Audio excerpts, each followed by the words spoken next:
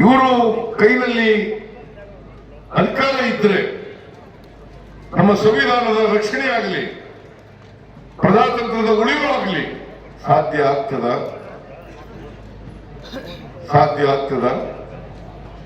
ಇದು ಇವತ್ತು ನಿಮ್ಮ ಮುಂದೆ ಇರ್ತಕ್ಕಂಥ ಪ್ರಶ್ನೆ.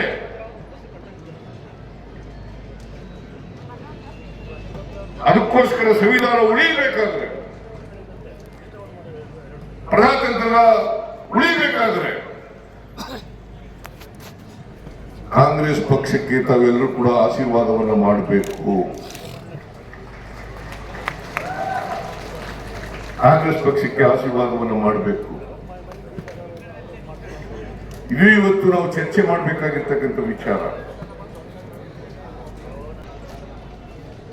ಪ್ರಜಾಪ್ರಭುತ್ವದ ರೀತಿಯಲ್ಲಿ ಕೆಲಸ ಮಾಡಿಲ್ಲ.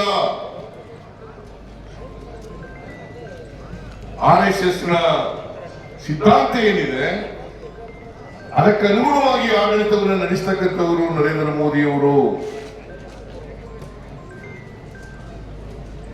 ನಾನು ಅವರಿಂದ ಟೀಕೆ ಮಾಡೋಕ್ಕೋಸ್ಕರ ಈ ಮಾತುಗಳನ್ನು ಹೇಳ್ತಾ ಇಲ್ಲ, ಅಥವಾ ಚುನಾವಣೆಗೋಸ್ಕರ ಈ ಮಾತುಗಳನ್ನು ಹೇಳ್ತಾ ಇಲ್ಲ. ಅವರು 10 ವರ್ಷಗಳಲ್ಲಿ ನಡ್ಕೊಂಡಿರ್ತಕ್ಕಂಥ ರೀತಿಯನ್ನು ನೋಡಿದಾಗ ಅವರಿಗೆ ಪ್ರಜಾತಂತ್ರ ವ್ಯವಸ್ಥೆಯಲ್ಲಿ ನಂಬಿಕೆ ಇಲ್ಲ ಅಂತಕ್ಕಂಥದ್ದು ಬಹಳ ಸ್ಪಷ್ಟವಾಗಿ ಗೊತ್ತಾಗುತ್ತೆ. ನಾವು ಮಾಧ್ಯಮ 4ನೇ ಪ್ರಜಾಪ್ರಭುತ್ವದ 4ನೇ ಸ್ತಂಭ ಅಂತ ಕರಿತೀವಿ. 4ನೇ ಸ್ತಂಭ ಅಂತ ಕರಿತೀವಿ. ಎಷ್ಟು ಸಾರಿ 10 ವರ್ಷದಲ್ಲಿ ನಿಮ್ಮನ್ನ ಭೇಟಿ ಮಾಡಿದ್ದಾರೆ ಹೇಳಿ ನೋಡೋಣ. ಎಷ್ಟು ಸಾರಿ ಭೇಟಿ ಮಾಡಿದ್ದಾರೆ? 1-2-3 ಸಾರಿ ಭೇಟಿ ಮಾಡಿದರೆ ಅದೇ ಹೆಚ್ಚು.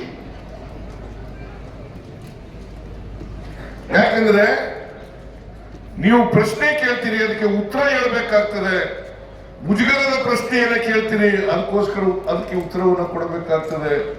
ಅದಕ್ಕೋಸ್ಕರ ಮಾಧ್ಯಮದವರನ್ನೇ ಭೇಟಿ ಮಾಡದೆ ಅವರು ಜನಗಳನ್ನ ಉದ್ದೇಶಿಸಿ RSS ನ ಸಿದ್ಧಾಂತವನ್ನ ಪ್ರಚಾರ ಮಾಡ್ತಕ್ಕಂಥ ಕಲೆಯನ್ನ ಕಲ್ತುಕೊಂಡಿದ್ದಾರೆ. ಅದೇನಪ್ಪಾ ಅಂತಂದ್ರೆ ಮನ್ ಕಿ ಬಾತ್. ಆ ಮನ್ ಕಿ ಬಾತ್ ನಲ್ಲಿ ಈ ದೇಶದ ಸಮಸ್ಯೆಗಳ ಬಗ್ಗೆ ಚರ್ಚೆ ಮಾಡಲ್ಲ.